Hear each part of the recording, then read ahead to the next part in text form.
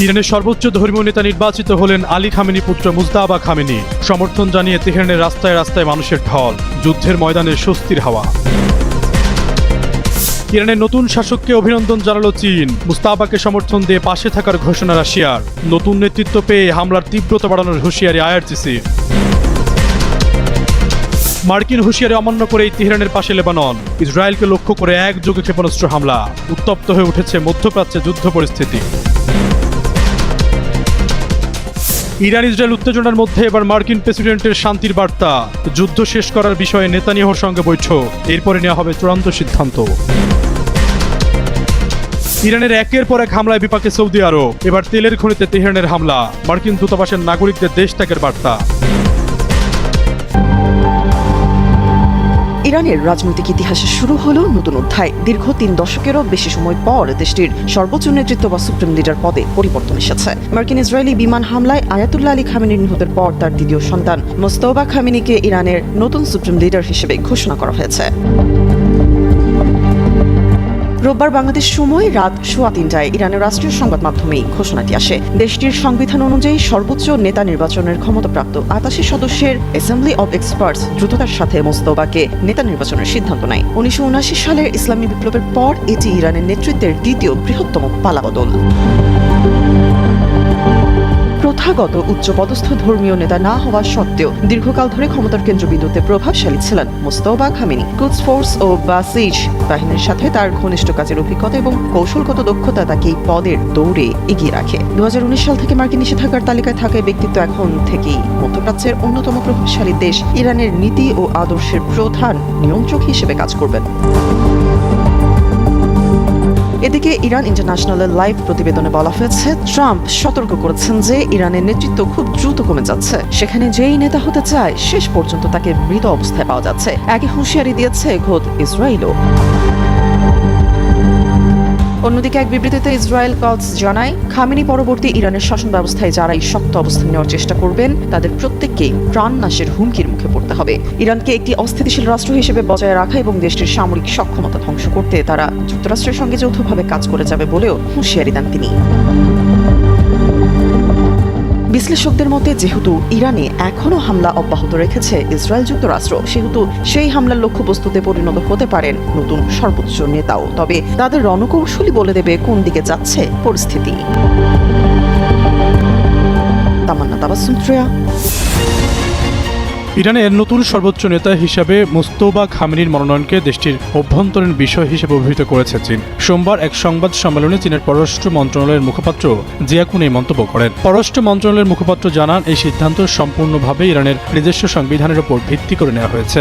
এতে বাইরের হস্তক্ষেপের কোনো সুযোগ নেই। এর একদিন আগে চীনের পররাষ্ট্রমন্ত্রী ওয়াং ই ইরানের সার্বভৌমত্বের প্রতি সম্মান জানানোর আহ্বান জানান এবং দেশটির শাসন ব্যবস্থা পরিবর্তনের জন্য বাইরের কোনো হস্তক্ষেপের বিরুদ্ধে সতর্ক করেন। তিনি বলেন, কোনো রং বিপ্লব ঘটানোর পরিকল্পনা বা সরকার পরিবর্তনের চেষ্টা জনগণ সমর্থন পাবে না। মার্কিন ইসরায়েল বিমান হামলায় আয়াতুল্লাহ আলী খামেনি নিহত হওয়ার পর 9 মার্চ ভোরে ইরানের রাষ্ট্রীয় গণমাধ্যম তার ছেলে মোস্তফা খামেনিকে দেশটির নতুন সর্বোচ্চ নেতা হিসেবে ঘোষণা করেছে। ইরানের 88 সদস্যের অ্যাসেম্বলি অব এক্সপার্টস মোস্তফাকে এই পদে নির্বাচিত করেছে। দেশটির সংবিধান অনুযায়ী এই পরিষদই সর্বোচ্চ নেতা নির্বাচনে দায়িত্বপ্রাপ্ত।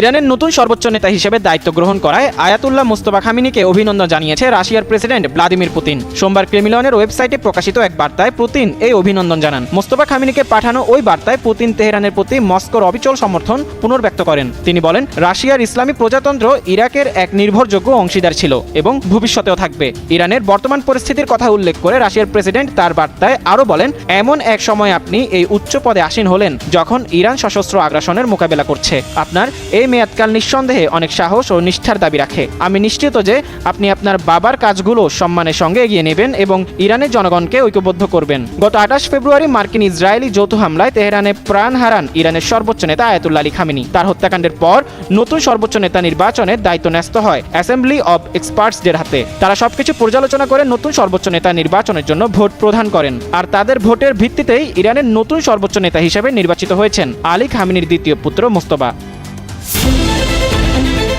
ফ্রান্সের পররাষ্ট্রমন্ত্রী জিন নোয়েল বারোট জানিয়েছেন, লেবানন পরিস্থিতির উপর একটি জরুরি বৈঠক ডাকার জন্য ফ্রান্স জাতিসংঘ নিরাপত্তা পরিষদকে অনুরোধ করেছে। স্থানীয় স্বাস্থ্য কর্তৃপক্ষের মতে গত এক সপ্তাহে ইসরায়েলের তীব্র বোমা হামলায় লেবাননে প্রায় 400 মানুষ নিহত হয়েছে। বারোট বলেন, ফ্রান্স লেবাননে বর্তমানে কর্মরত মানবিক সংস্থাগুলোর জন্য জরুরি সহায়তা হিসেবে প্রায় $6.9 মিলিয়ন বরাদ্দ করেছে এবং আরও 20 টন মানবিক সহায়তা পাঠানোর প্রস্তুতি নিচ্ছে, যা আগামীকাল দেশটিতে পৌঁছানোর কথা রয়েছে। ফ্রান্সের এই শীর্ষ কূটনীতিক আরও বলেন, দেশটিকে বিশৃঙ্খলার হাত থেকে রক্ষা করতে, যুদ্ধবিরতি নিশ্চিত করতে এবং হিজবুল্লাহর নিরস্ত্রীকরণের অপরিহার্য প্রক্রিয়া চালিয়ে যেতে আমরা লেবানন ও ইসরায়েলি কর্তৃপক্ষের সঙ্গে আমাদের আলোচনা অব্যাহত রাখছি।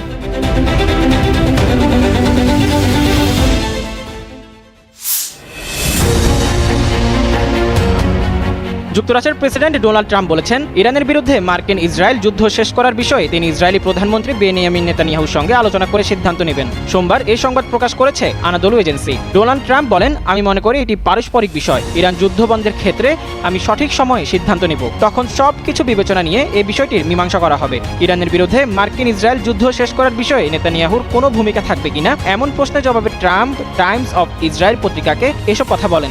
আমেরিকা ইরানের হামলা বন্ধ করার পরে ইসরায়েল তার আক্রমণ চালিয়ে যেতে পারবে কিনা এমন প্রশ্নের জবাবে ট্রাম্প কোনো মতামত দিতে অস্বীকৃতি জানিয়ে বলেন, আমি মনে করি তার আক্রমণের কোনো প্রয়োজন হবে না। শুক্রবার যুক্তরাষ্ট্রের প্রেসিডেন্ট বলেন, ইরান যুদ্ধ 4 থেকে 6 সপ্তাহ স্থায়ী হবে বলে আশা করা হচ্ছে, তবে গত সপ্তাহে সেই সময়সীমা দ্রুত পরিবর্তন হয়েছে। ট্রাম্প বরাবর ইরান যুদ্ধ সমাপ্তির বিষয়ে একটি নির্দিষ্ট সময়সীমা নির্ধারণ করতে অস্বীকৃতি জানিয়েছেন। 28 ফেব্রুয়ারি ইরানে যুক্তরাষ্ট্র ও ইসরায়েলের বড় আকারে হামলার পর থেকে আঞ্চলিক উত্তেজনা আরও বেড়েছে। এই আক্রমণে দেশটির সর্বোচ্চ নেতা আয়াতুল্লাহ আলী খামেনি নিহত হন। এছাড়া 150 জনের বেশি স্কুল ছাত্রী এবং ঊর্ধ্বতন সামরিক কর্মকর্তা সহ 1200 জনেরও বেশি মানুষ মারা যান। ইরান পাল্টা হামলা চালিয়ে প্রতিশোধ নিয়েছে। দেশটি মধ্যপ্রাচ্যে অবস্থিত মার্কিন ঘাঁটি, কূটনৈতিক স্থাপনা এবং সামরিক কর্মীদের লক্ষ্য করে আক্রমণ করেছে। এছাড়া ইসরায়েলি শহরগুলোতেও ব্যাপক হামলা চালিয়েছে। ইরানের হামলায় কমপক্ষে 6 মার্কিন সেনা নিহত হয়েছেন।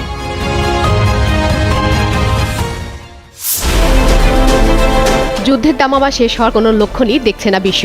মধ্যপ্রাচ্যে পাল্টাপাল্টে হামলার উত্তেজনার মধ্যেই সৌদি আরবে অবস্থানরত মার্কিন দূতাবাসে কর্মকর্তা কর্মী ও তাদের পরিবারের সদস্যদের দ্রুত দেশ ছাড়ার নির্দেশ দিয়েছে যুক্তরাষ্ট্র। রোববার এই সংক্রান্ত একটি সতর্কতামূলক নোটিশ জারি করেছে যুক্তরাষ্ট্রের পররাষ্ট্র মন্ত্রণালয়। নোটিশে বলা হয়েছে, চলমান নিরাপত্তা ঝুঁকির কারণে সৌদি আরবে কর্মরত মার্কিন দূতাবাসের কর্মকর্তা কর্মী ও তাদের পরিবার সদস্যদের দ্রুত যুক্তরাষ্ট্রে ফিরে যেতে বলা হয়েছে। গত এক সপ্তাহেরও বেশি সময় ধরে সৌদিতে ইরানের ধারাবাহিক ড্রোন ও ক্ষেপণাস্ত্র হামলার জেরে এই সিদ্ধান্ত নেওয়া হয়েছে বলে উল্লেখ করা হয়েছে নোটিশে। এসব হামলায় মার্কিন সামরিক ঘাঁটি, দূতাবাস ও তেল স্থাপনাগুলো সম্ভাব্য লক্ষ্যবস্তুতে পরিণত হয়েছে। একই সঙ্গে সৌদি আরবে ভ্রমণের পরিকল্পনা থাকা মার্কিন নাগরিকদের সতর্ক করা হয়েছে। সম্ভাব্য ড্রোন ও ক্ষেপণাস্ত্র হামলা, সশস্ত্র সংঘাত, সন্ত্রাসী তৎপরতা এবং নিরাপত্তা পরিস্থিতি বিবেচনায় নিয়ে ভ্রমণের সিদ্ধান্ত পুনর্বিবেচনার আহ্বান জানিয়েছে ওয়াশিংটন।